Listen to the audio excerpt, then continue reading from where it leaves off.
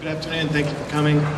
I would like to introduce Sheriff Sergeant Brooke Wagner from the Crimes Against Children's Unit to introduce the Sheriff's Department representatives who are here.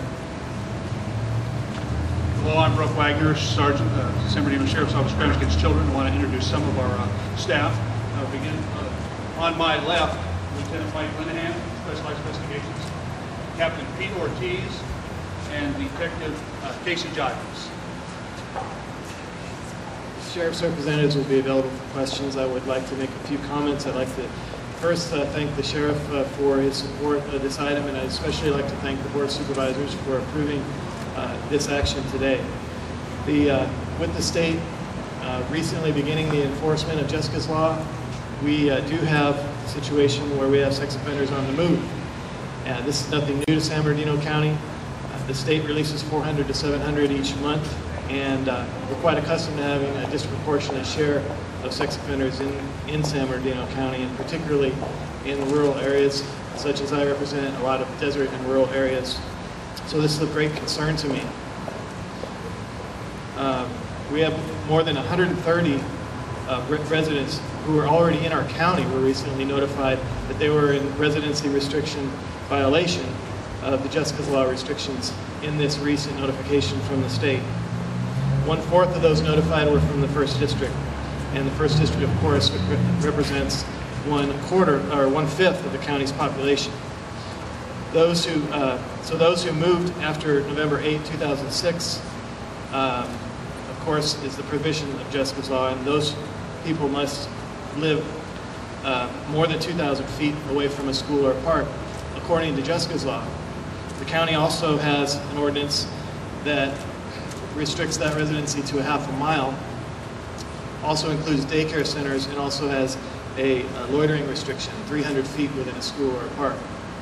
We prepared these maps to show in just a couple of areas. We have the city of Hesperia, we have the city of Victorville, areas where sex offenders are prohibited under Jessica's Law from residing, and those represent the circles. The green are parks, the red are recreational facilities, and anyway, but all of these circles represent restricted areas. So you can see this is an incorporated city, this is an incorporated city, but if you look to the unincorporated areas, you see less circles, you see them farther apart.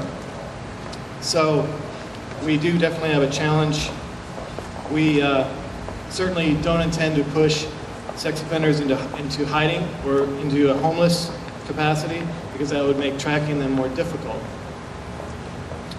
The high desert, of course, has more open spaces, and so there is a concern again that we do need to be even more proactive than we have been.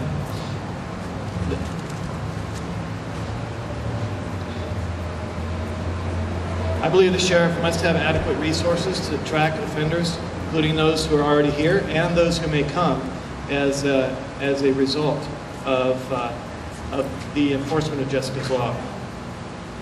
So the 2 new staff members that were approved today with this item that was approved today include 1 sheriff's special program coordinator and 1 detective. The program coordinator will work with the sheriff, probation, and district attorney, and will initiate, organize, and coordinate efforts to track sex offenders. He will also develop and recommend policies and procedures and make presentations regarding efforts to track sex offenders and work in coordination with county agencies, city, state, and all other agencies involved in this effort. The detective will be devoted exclusively to tracking and investigating sex offenders, including current residents, as I said, and those who may come as a result of the increased enforcement. We appreciated the governor's executive order with regard to high-risk sex offenders. We're now given 45 days notice before CDCR releases high-risk sex offenders into our community. But that doesn't address the majority of sex offenders who are required to register under Megan's Law, and who we need to make sure register, especially if they're new to the area or if they're moving within the county. That requires a lot of intelligence work, that requires a lot of coordination, information sharing between agencies, and it requires equipment, it requires manpower, it requires technology. So the cost of the positions, equipment, vehicles, and computers and training in this effort is $270,000. This will be an ongoing effort, and it's my intention, I believe the Board of Supervisors and the Sheriff's intention, to ensure that this is an initial step, and that we'll be looking forward to hearing back from the Sheriff's Department as to how these efforts are helped with this additional support, if additional support is needed. And our intention is to maintain a watchful eye. We already have 95% compliance due to the Sheriff being effective at ensuring registration and maintaining registration of Megan's Law offenders. And that was done without additional resources. I think with these additional resources, they'll be able to deal with any additional influx and do an even better job. And again, make our county a county where sex offenders will not seek to come. Hopefully that they will seek to avoid. So our message is clear as the County of San Bernardino. If you're a sex offender, we'll be watching you.